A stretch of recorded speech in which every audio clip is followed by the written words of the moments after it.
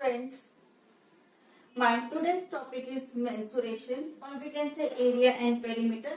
Topics are different in different classes. तो सबसे पहली बात तो ये है कि ये टॉपिक बहुत से बच्चों को बहुत कठिन लगता है। बेसिकली ये टॉपिक बहुत इजी है। इस टॉपिक में यदि हमें फॉर्मूलेज लर्न है और किस तरह यूज करना है, यदि ये दो बातें पता है तो टॉपिक बहुत इजी है। अब बात आती है फॉर्मूलेज लर्न करना। जब भी हम कोई चीज लर्न करते हैं हमारे भूलने के चांसेस उतने ही ज्यादा होते हैं। तो मैं आज के वीडियो में आपको ये बताऊंगी कि फॉर्मूलेज हमें लर्न नहीं करना है, हमें कॉन्सेप्ट सीखना है कि फॉर्मूले किस तरह से क्रिएट किए जाते हैं, सो दैट यदि आप एग्जाम के समय फॉर्मूलेज भूल भी जाते हैं तो आप खुद क्रिएट कर सकते हैं। तो सबसे पहले तो हम शुरू करेंगे एरिया एंड पेरीमीटर। एरिया और पेरीमीटर से मतलब क्या है हमारा। So what is area? A space occupied by any figure is known as area of that figure. ये हमारा डस्टर है। डस्टर को यदि मैं अपने हाथ पर रखती हूँ तो इस डस्टर ने जितनी भी स्पेस ऑक्यूपाइड की है मेरे हाथ पे, वो इस डस्टर का एरिया होगा।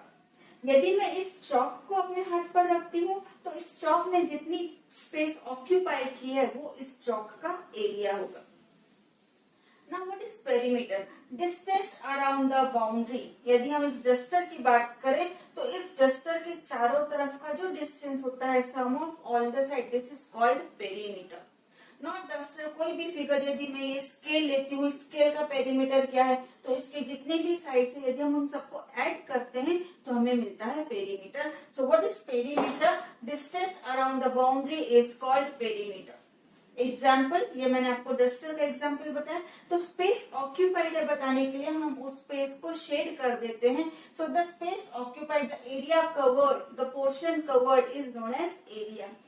ये मैंने सेम चीज बनाई है। You can assume that this is table cloth. ये भी एक टेबल क्लॉथ है, पर टेबल क्लॉथ पे जो हम चारों तरफ लेस लगाते हैं दैट कम्स अंडर पेरीमीटर। और हम ये कह सकते हैं कि ये जो भी डिस्टेंस है चारों तरफ का, ये होता है पेरीमीटर।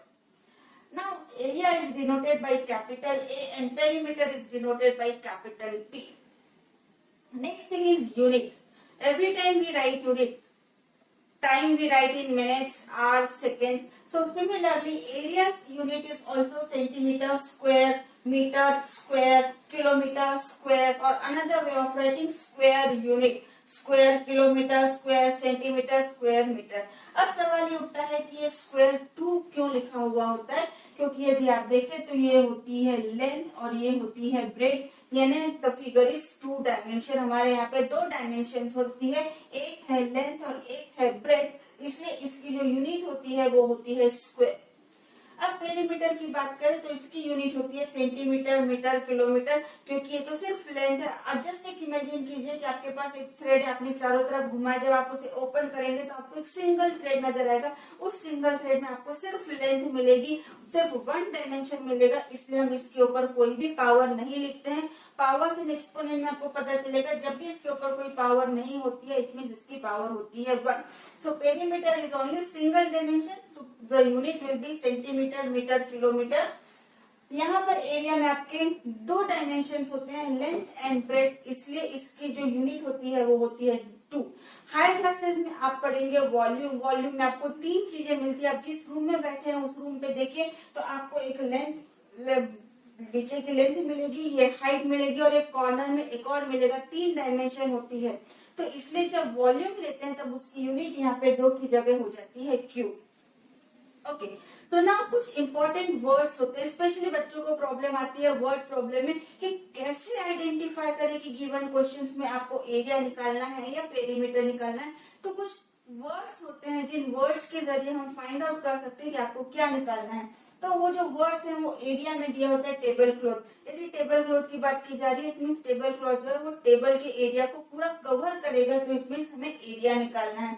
फ्लावर बेड, गार्डन में यदि कोई फ्लावर बेड लगा हुआ है, किसी सीजनल फ्लावर्स लगे हुए हैं, तो वो सीजनल फ्लावर्स एक लिमिटेड एरिया कवर करते हैं। सो अगेन उस पोर्शन उसको हम कहते हैं एरिया। तो wherever flower bed is there it means we need to find area. Lawn, घास आपने देखी होगी पूरे पोर्शन को कवर करती है घास, it means again lawn, it means you need to find area. Tiles, आप जहाँ बैठे हुए हैं आपके रूम में भी टाइल लगी होगी, आप नीचे देखिए वो टाइल्स जो है वो आपके फ्लोर को कवर कर रही है, उस पोर्शन को कवर कर रही है। तो जब भी टाइल्स की बात आती है इट मीन्स हमें फाइंड आउट करना है एरिया। ब्रिक्स, यदि ईंटें हैं तो ईंटें भी क्या कर रही है, उस जगह को कवर कर रही है, स्पेस को ऑक्यूपाई कर रही है, इट मीन्स हमें यहाँ फाइंड आउट करना है एरिया। इसी तरह कुछ वर्ड्स हमारे पास पेरीमीटर में भी होते हैं, जिन वर्ड्स को हम समझकर आइडेंटिफाई करते हैं कि वर्ड प्रॉब्लम में हमें पेरीमीटर फाइंड आउट करना है। तो वो जो वर्ड्स है, सबसे पहला वर्ड है बाउंड्री, क्योंकि यहाँ डेफिनेशन में भी दिया हुआ है कि distance around the boundary, boundary means चारों तरफ का distance, so boundary it means perimeter. Frame, यदि आप यहाँ पर देखें तो ये भी ब्लैक बोर्ड की फ्रेम है, ये एल्यूमिनियम की फ्रेम। आप फोटो फ्रेम की बात करें तो प्लास्टिक की फ्रेम, वुडन फ्रेम, तो जो भी फ्रेम होती है ये चारों तरफ का सिर्फ डिस्टेंस कवर करती है। तो इस फ्रेम वर्ड से भी हमें पता चलता है कि हमें पेरीमीटर फाइंड आउट करना है। वायर, यदि आप गार्डन में देखें तो कई बार वायर तार लगे होते हैं चारों तरफ, 1 round of wire, 2 round of wire. So इस वायर से भी पता चलता है कि हमें पेरीमीटर निकालना है, राउंड्स, कितने राउंड लगेंगे, so that is also perimeter. Around, take around, take a walk around a park, so around a park means again वहां पे हम क्या कर रहे हैं, पेरीमीटर फाइंड आउट कर रहे हैं।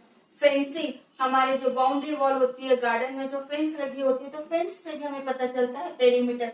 Border, again border means the corner one side. So in words से हम आइडेंटिफाई करते हैं कि हमें वर्ड प्रॉब्लम में एरिया फाइंड आउट करना है या पेरीमीटर फाइंड आउट करना है। अब इसके बाद मैं एक के बाद एक सारे आपके लिए फिगर्स लूंगी और आपको बताऊंगी कि किस तरह से हमें एरिया और पेरीमीटर का फॉर्मूला फाइंड आउट करते हैं। तो सबसे पहला फिगर जो मैंने लिया हुआ है रेक्टेंगल, आप देख सकते हैं यहाँ पर एक रेक्टेंगल है। यदि इस रेक्टेंगल का एरिया फाइंड आउट करना है तो मैंने इसमें बहुत सारे स्क्वायर्स बनाए हैं। यदि अब मैं आपसे पूछूं कि इसमें कितने स्क्वायर है, तो मैंने छोटा सा रेक्टेंगल लिया। यदि बहुत बड़ा रेक्टेंगल होगा तो क्या ये इजी है, 1 2 3 4 5 6 ऐसे नंबर ऑफ स्क्वायर्स काउंट करना क्या जॉब इजी होगा? बहुत सारे स्क्वायर्स होने की वजह से नहीं होगा। दो कारण है कि हमारा इसमें टाइम वेस्ट भी बहुत होगा, और काउंटिंग करते समय यदि किसी ने हमसे बात की या हमारा थोड़ा सा भी ध्यान यहाँ से वहां हुआ तो हमें नंबर ऑफ स्क्वायर्स भूल जाएंगे। तो इजीएस्ट में क्या होता है, 1 2 3 4 5 6, हमारे लेंथ में कितने स्क्वायर्स है, मैंने लिख लिया 6। ब्रेड में कितने, 1 2 3, मैंने लिख लिया 3। सो 6 3 जा 18। जब आप इसे काउंट करेंगे तो टोटल नंबर ऑफ स्क्वायर्स भी 18 ही होंगे।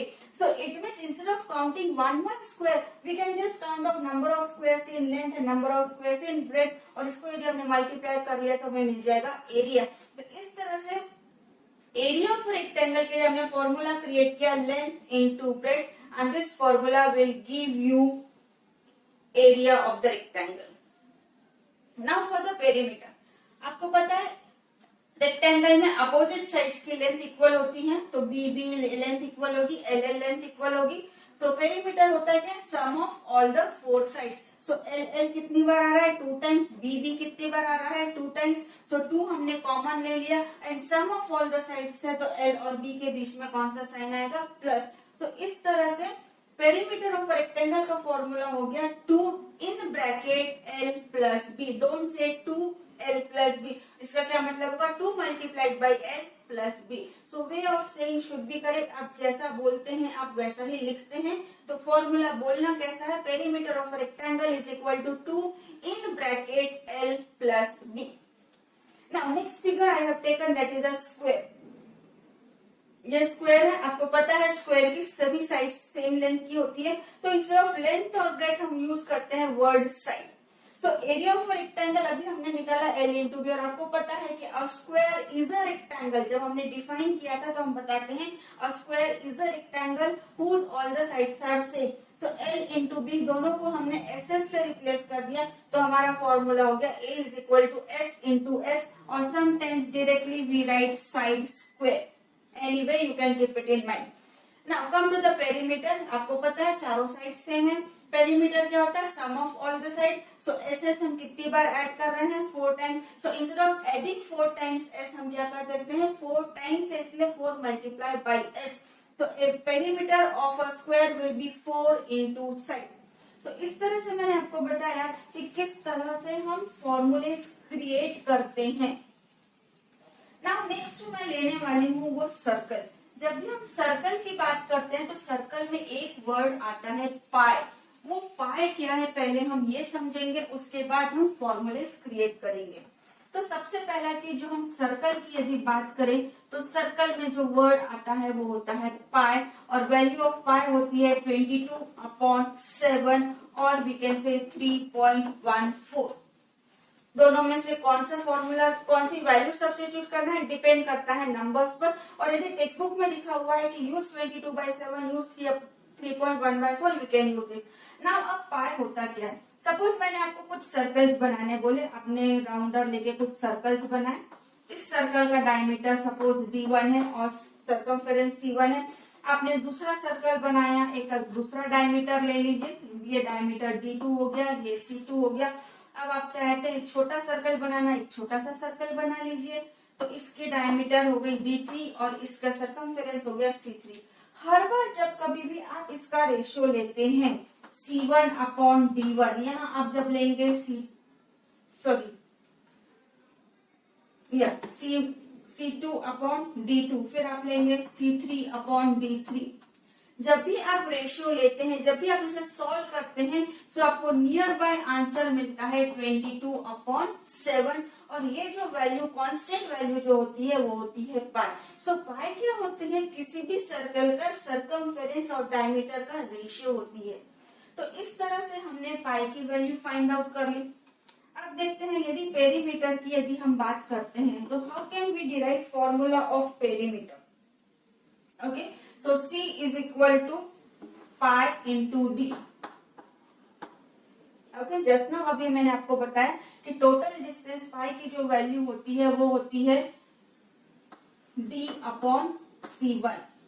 तो D1/C1, तो यदि हमने C को इस तरफ ट्रांसफर कर दिया तो हमको जो C मिलता है वो मिलता है पाई इंटू D। ओके, अब D क्या होती है? D is twice of the radius. तो हमने यहाँ लिख लिया ट्वाइस ऑफ द रेडियस। और जब कभी भी हम लिखते हैं पहले हमारा होता है नंबर, फिर लिखते हैं पाई और आर। सो इस तरह से सर्कमफेरेंस का फॉर्मूला हमें मिल गया C is equal to 2πr। एक बार और बताती हूँ मैं, पाई क्या होता है? आपका C और D का आपका रेशियो होता है।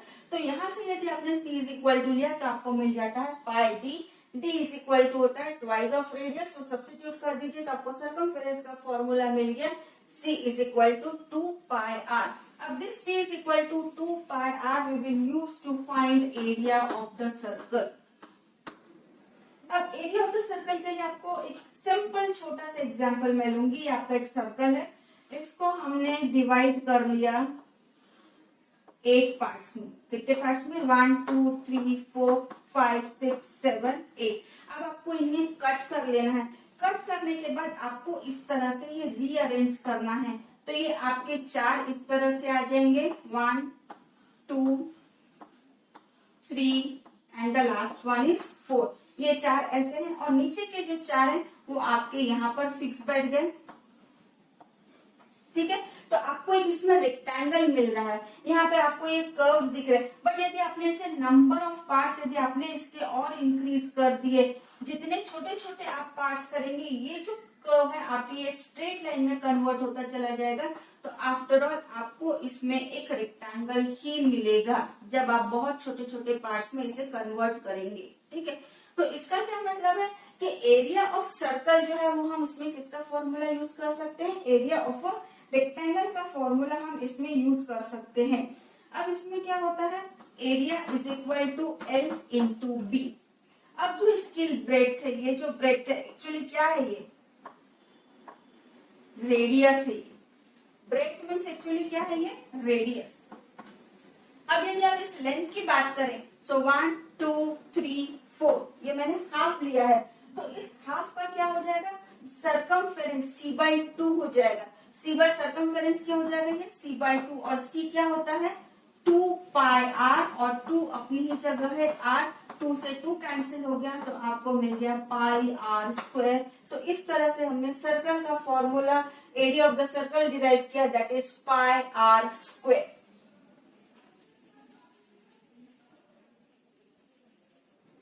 Now my next figure is a triangle। पहले जो हम लेंगे एक right angle triangle. This is your right angle triangle. यदि इस राइट एंगल ट्रायंगल का आपको फॉर्मूला क्रिएट करना है तो इसमें हम थोड़ा सा कंस्ट्रक्शन करते हैं और सेम लेंथ और सेम ब्रेथ हम यहाँ पर ड्रॉ करते हैं, तो इससे हमें ये मिल जाता है एक रेक्टेंगल।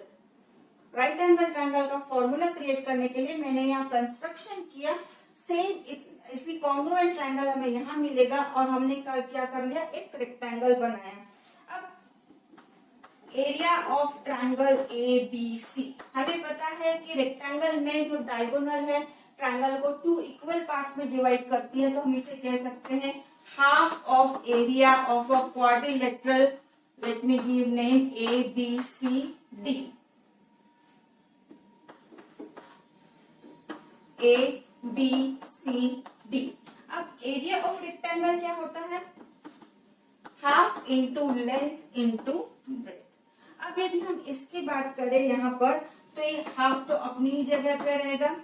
यहाँ पे लेंथ को हम क्या कर लेते हैं, बेस ले लेते हैं, और ये जो ब्रेथ यहाँ पे दी हुई है इसको हम ले लेते हैं हाइट। तो इस तरह से हमारा जो फॉर्मूला बनता है वो हो जाता है half into base into height. और डेफिनेटली यदि हम इसका P निकालना चाहेंगे तो सम ऑफ ऑल द 3 साइड्स, ये तो हमारा कंस्ट्रक्शन था, आप इस पार्ट को छोड़ दीजिए। So perimeter will be AB plus BD plus AD. So this is the way we find perimeter of a triangle. अब आप ये भी कह सकते हैं कि हमें राइट एंगल ट्रायंगल नहीं लेना है, ओके। सो हम क्या करेंगे, यहाँ पे हम कोई दूसरा ट्रायंगल ले लेंगे। This is not your right angle triangle. Let me give the name ABC। अब हम यहाँ से परपेंडिकुलर ड्रॉ करेंगे। This is also the construction. Constructed part को मैंने डॉटेड लाइन से बताया है, so that is AD। Now we will find area of triangle ABC is equal to area of triangle ABT plus area of triangle ADC। Total जो area होगा वो दोनों triangle के एरिया के सम के इक्वल होगा। यदि हम इस ट्रायंगल ABD की बात करें तो ये भी हमारा एक राइट एंगल ट्रायंगल है, तो इसका फॉर्मूला होता है half into this base will be BD और हाइट जो है हाइट होगी AD plus come to this triangle half into इसका बेस क्या हो जाएगा DC और इसके लिए हाइट भी सेम होगी AD। अब यहां से देख सकते हैं आप हाफ और AD is common, so we will take this half into AD common. So what is left inside the bracket, inside the bracket this is BD plus DC. What is BD plus DC? This will become BC. So half into AD into BC. अब ये क्या होता है, AD is the height and BC is the base. So इस तरह आपने देखा कि कोई भी तरह का ट्रायंगल हो उसका एरिया होता है half into base into height. Now my next one is a parallelogram.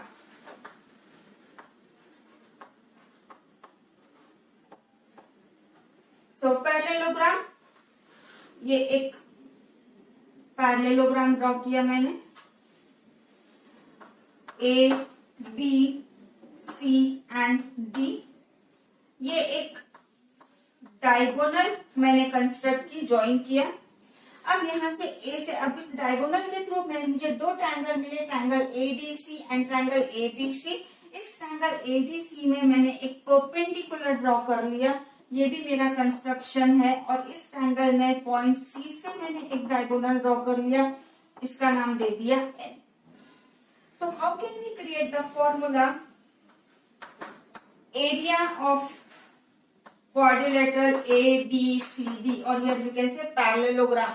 So is equal to area of this triangle, triangle ADC plus area of this another triangle ABC. Now what is the formula for ADC? Just ADC, just look at this part. So half into base, base इसका क्या होगा यहाँ पे CD और height क्या हो जाएगी इसकी AM plus look at the another point again half आपका यहाँ पर बेस क्या हो जाएगा AB और उसके साथ हाइट आपको क्या मिलेगी CN। ओके ना अब आपको ये पता है कि जब ये पैरेललोग्राम है so this and this will be same. Okay और इन पैरेलल भी होते हैं, पैरेलल होते हैं इट मींस ये जो हाइट है ये दोनों हाइट भी इनकी सेम ही होगी, तो हम उसको रिप्लेस कर देंगे हाफ CD को हम लिख देंगे यहाँ पर बेस, AM को लिखते हैं height, similarly height AB is again base और CN इज अगेन H। तो आप दोनों को यदि हाफ हाफ ऐड करेंगे तो 1 मिल जाएगा। So the formula will be base into height. So this is the formula for area of a parallelogram. आप यदि पेरीमीटर निकालना चाहते हैं sum of all the four side, perimeter is very easy. Now let me take another figure. Now my next figure is a trapezium.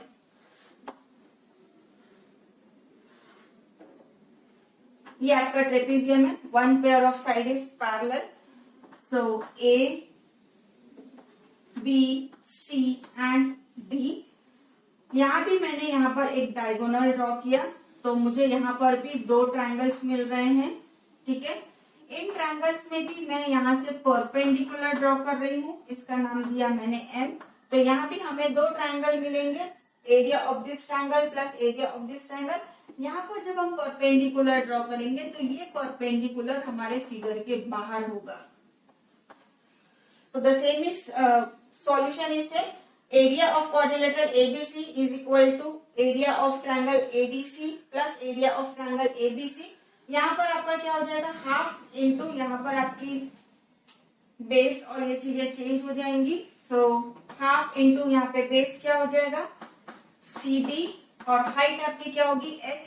ये भी side parallel है इसलिए इन दोनों के बीच का डिस्टेंस भी हमारा सेम होगा। ये दो लाइंस पैरेलल है तो इसके बीच का जो डिस्टेंस है हाइट हमारी दोनों जगह सेम होगी, प्लस अगेन हाफ, इसके लिए आपका बेस क्या हो जाएगा AB और हाइट होगी same. So half into H आपका कॉमन आ रहा है, ब्रैकेट में क्या बच रहा है CD प्लस AB और CD प्लस AB एक्चुअली क्या है sum of parallel sides, sum of parallel sides.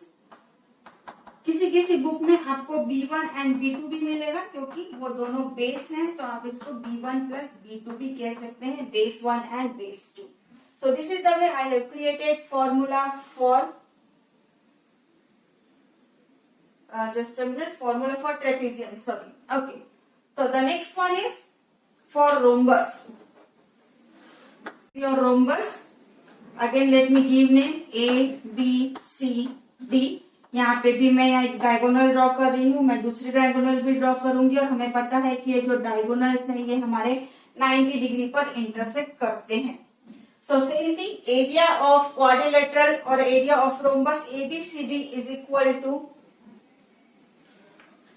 दोनों ही जगह पे हम फॉर्मूलाज यूज करेंगे। ठीक है, ये आपको मैं वर्क दे रही हूँ। सपोज आप ये ट्रायंगल यूज करना चाह रहे हैं, आपका ये ट्रायंगल है तो इस ट्रायंगल के लिए क्या हो जाएगा हाफ इंटू बेस, बेस क्या हो जाएगी आपकी DB और हाइट क्या हो जाएगी, सपोज ये हाइट है आपकी H। ठीक है, दूसरी बार आप ये वाला ट्रायंगल ले लीजिए, आपका बेस क्या हो जाएगा यहाँ पे फिर से DB हो जाएगा और आपकी हाइट यहाँ पर फिर से हो जाएगी H। ये आपको खुद को ट्राई करना है। यदि आपके कॉन्सेप्ट क्लियर है you can create formulas by your own. आपके हाफ ऑफ कॉमन आ जाएगा, दोनों का बेस DB है वो भी बाहर कॉमन आ जाएगा, तो ब्रैकेट में इनसाइड आपका क्या बचेगा AO प्लस OC, और AO प्लस OC क्या होता है सीधे AC। तो आपको जो यहाँ फॉर्मूला मिलेगा वो मिलेगा half into D1 into D2 product of diagonals. So this is the way we are creating formulas for all the figures. एक बार आप खुद फिगर्स ड्रॉ करिए जिस तरह से मैंने आपको एक्सप्लेन किया, आप बोलते जाइए, आपको सारे फॉर्मूले इजीली आप खुद क्रिएट कर सकते हैं। लर्न करने की जरूरत नहीं है, आप लर्न कर भी रहे हैं तो आप वो समझ कर लर्न कर रहे हैं। Thank you so much for watching today's video.